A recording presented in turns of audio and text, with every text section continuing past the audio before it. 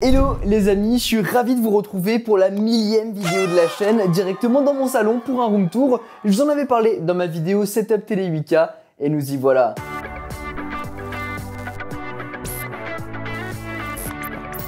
Je suis ravi de vous retrouver caméra à la main pour justement pouvoir discuter un petit peu en mode vlog sur comment le salon a un petit peu évolué, parce que c'est vrai, depuis les premières vidéos d'aménagement, ça ressemble plus du tout à la même chose. Je suis trop content parce que du coup ça évolue, c'est un projet qui avance. Et je vous ai présenté du coup la vidéo complète sur mon setup télé 8K qui est finalisé entièrement et j'en suis hyper content. Il est incroyable. Ce setup télé 8K d'ailleurs, en fait, il a pas changé depuis ma dernière vidéo. Et il y a un truc que je voulais vraiment modifier, c'est au niveau des devialets. Je vous disais dans cette vidéo que mes devialets sont connectés en AirPlay à mon Apple TV 4K et c'est génial, je peux regarder un max de contenu, mais pas mes Blu-ray 4K. Et du coup, c'était un gros problème. Et pour ça, vous étiez nombreux dans les commentaires à me donner des astuces, comme le fait de connecter un câble optique directement aux devialets. Et comme ça, on peut écouter n'importe quelle source directement dessus. J'ai quelques problèmes en ce moment et je suis en train d'en discuter avec devialet parce qu'en gros, dès que je la connecte, ça fonctionne, mais il y a une distorsion dans les voix qui est hyper étrange.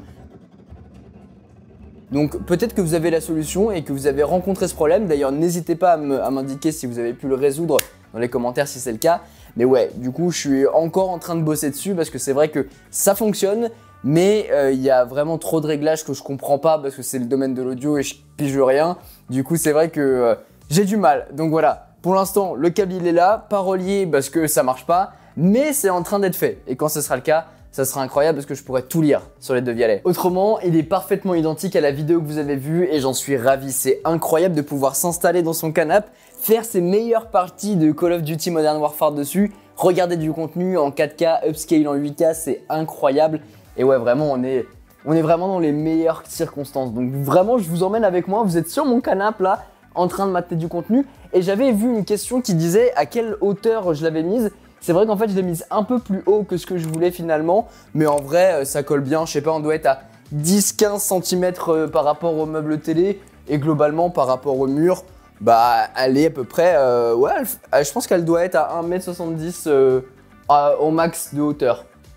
Mais c'est incroyable. Et puis regarder du contenu là-dessus, c'est incroyablement fou. Mais puisque sur la chaîne, on s'arrête pas là, quand tu tournes, il y a une deuxième télé et une autre télé de Samsung, c'est le Frame.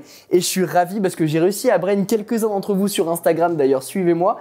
Parce qu'il y en a beaucoup qui m'ont dit, mais il vient où ton tableau? C'est pas un tableau.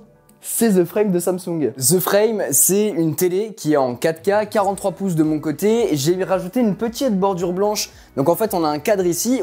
À la base, c'est noir. Là, je l'ai mis en blanc pour vraiment s'intégrer dans le mur. Et je pense que c'est très très bien réussi. J'ai repassé un coup de peinture aussi pour combler les trous parce que du coup, le câble passe à l'intérieur de la télé pour aller directement dans le meuble pour se connecter au Smart Connector. Donc où il y a toutes les prises HDMI, etc. à l'intérieur. Donc je suis trop content, ça rend trop bien, ça y est, c'est un setup finalisé parce que en général elle reste en mode tableau parce que c'est vraiment pour ça que je l'ai acheté, mais en même temps si je veux regarder du contenu, notamment quand je suis en train de manger, je vais pouvoir. Mais ce que je vous disais dans ma vidéo, c'est que le son il est vraiment dégueulasse. Et du coup, même si la dalle est incroyablement belle et quand tu regardes du contenu dessus c'est fou, le son est ignoble. Du coup j'ai mis une petite barre de son, c'est la Sonos Ray et franchement elle est petite, compacte, elle va bien ensemble puisqu'en fait je l'ai prise en blanc. Et vraiment ça match trop bien avec une qualité du son par rapport au prix que c'est qui est juste phénoménal. Et ce que je trouve c'est qu'en fait elle est vachement esthétique. Je suis du coup ravi de cette partie là du setup parce qu'on a vraiment tous les univers mélangés. On va voir la partie artistique avec le Frame mais qui sert aussi pour regarder du contenu. La partie audio avec le Sonos Ray mais c'est pas tout, on a aussi HomePod pour vraiment connecter tout l'espace et même toutes les pièces qui sont connectées en AirPlay. Mais c'est aussi là que j'écoute mes plus beaux vinyles. Voilà le tourne-disque que j'utilise depuis maintenant quelques années. C'est le Yamaha Musicast 500 il me semble. Je vous mettrai quoi qu'il en soit tous les liens en description. C'est un tourne-disque que j'utilisais à la base via l'écosystème Musicast du coup créé par Yamaha avec des enceintes dédiées etc. Le seul problème, c'est que je trouvais qu'il y avait quand même pas mal de déconnexion et ça devenait vite insupportable. Et quand je suis passé sur les devialets, je voulais utiliser cette platine connectée aux devialets. Et c'est là qu'entre en jeu le boîtier Arch que j'ai connecté en phono directement au tourne-disque. Et comme ça, dès que je joue un vinyle, ça joue tout sur les devialets. Et comme ça, j'ai la meilleure qualité. Je peux même régler le volume avec la petite télécommande devialet ou directement sur l'application. C'est incroyable. Franchement, je revis et je suis un vrai fan de la gestuelle, de la pratique, de prendre son CD, de le mettre dessus, écouter la musique que tu as envie et pas tout faire en streaming. C'est hyper cool, c'est hyper pratique, mais c'est vrai que quand tu veux t'installer tranquillement et écouter du Nina Simone dessus, c'est juste phénoménal. C'est vraiment un truc que j'utilise très souvent et j'ai rangé tous mes vinyles à l'intérieur de ce petit meuble.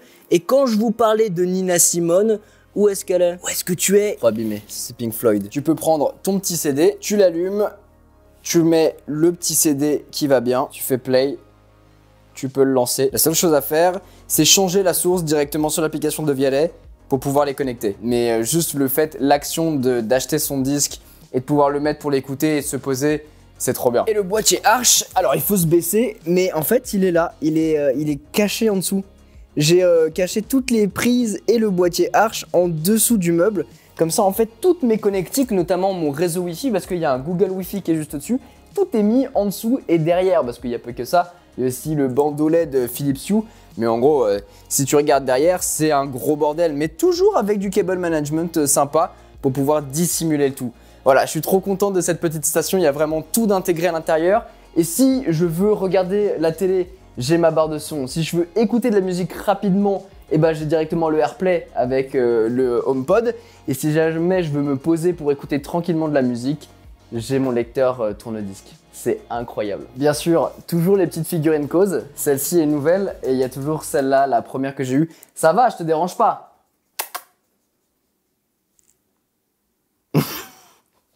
J'adore Cause, c'est un artiste américain que je kiffe de ouf.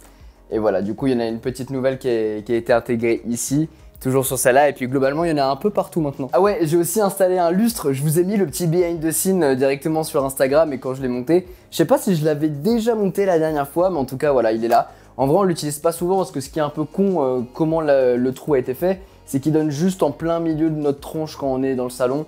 Donc je sais pas pourquoi ils l'ont mis à cet emplacement là quand ils ont construit le bâtiment, mais c'est vrai que c'est un peu con. Donc globalement il reste éteint, mais visuellement au moins t'as pas un trou quoi. C'est joli. On a du coup le premier espace qui est le setup télé 8K, le deuxième qui est plutôt l'atelier, comment on peut le dire, l'atelier artistique, hein, multimédia. Et puis juste derrière, et ben en fait c'est ici qu'on a la cuisine. L'idée c'est vraiment d'avoir une grande cuisine ouverte avec tout le côté noir mat un peu partout, du plan de travail mais que j'aimerais changer pour avoir un marbre blanc. Tout comme ici, parce que ça c'est un truc que l'ancien proprio avait mis. Des meubles noirs, gris en haut, mais peut-être que ça deviendra noir avec du bois ici, un petit peu comme on peut retrouver sur le meuble télé, sur la table, etc. Et puis, bien évidemment, tous les appareils électroménagers, entre guillemets, et bah, ils sont noirs. Tout comme ce petit truc dont on avait pu parler sur Instagram, le Thermomix noir, qui permet de faire des recettes et tout. Donc, je suis absolument pas youtubeur cuisine, et puis moi-même, je fais pas énormément la cuisine, mais c'est vrai que c'est cool de l'avoir, et puis surtout, édition limitée, toi-même tu sais, on aime bien ce genre de truc sur la chaîne. Édition limitée, et puis après, on a toujours la belle tasse connectée, genre vraiment, ça c'est, je crois, l'achat le plus rentable de la chaîne, c'est la petite tasse connectée que j'utilise en permanence, c'est incroyable. Et puis on a tous ces petits trucs qui viennent de chez Fellow.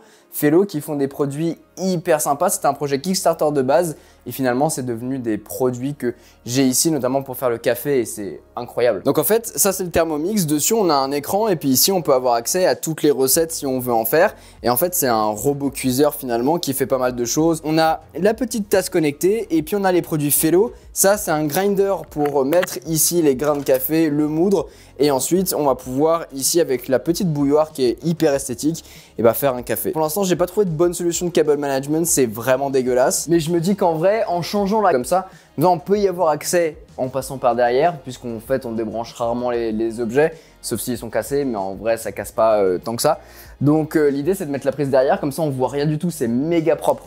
Et à côté, on va avoir la petite théière je sais même plus ce que c'est, spécialité. Et un petit soda stream. Et puis on a juste ici la Google Nest Cam, une caméra connectée que je vous ai présentée d'ailleurs sur la chaîne, ce qui signe un petit peu la fin, je crois, de ce room tour, mis à part ce petit lustre avec que des Philips Hue à l'intérieur. Globalement, Philips Hue, c'est ce que vous allez retrouver un petit peu partout ici. Il y en a un juste ici, il y a deux Philips Hue signes à ce niveau-là, et il y en a une ici, même si on l'utilise pas quoi. Mais vous connaissez. Il faut le côté connecté un peu partout. Forcément, il y a encore pas mal de zones d'amélioration, des choses, des petits trucs que j'aimerais changer. Mais pour l'instant, je suis hyper satisfait de ce qu'il y a, de ce que j'ai. Donc voilà, c'est un accomplissement, un gros goal qui a été accompli à travers cette pièce.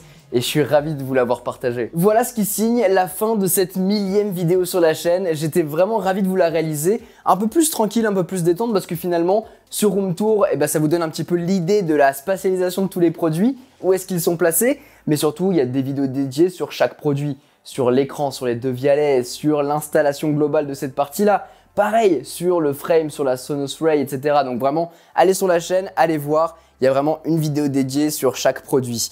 Mais ouais, vraiment, j'étais ravi de la réaliser. Si bien évidemment elle vous a plu, n'hésitez pas à mettre un gros pouce bleu, à vous abonner et à activer la cloche si ce n'est pas déjà fait. Et on se retrouve très vite dans une prochaine vidéo.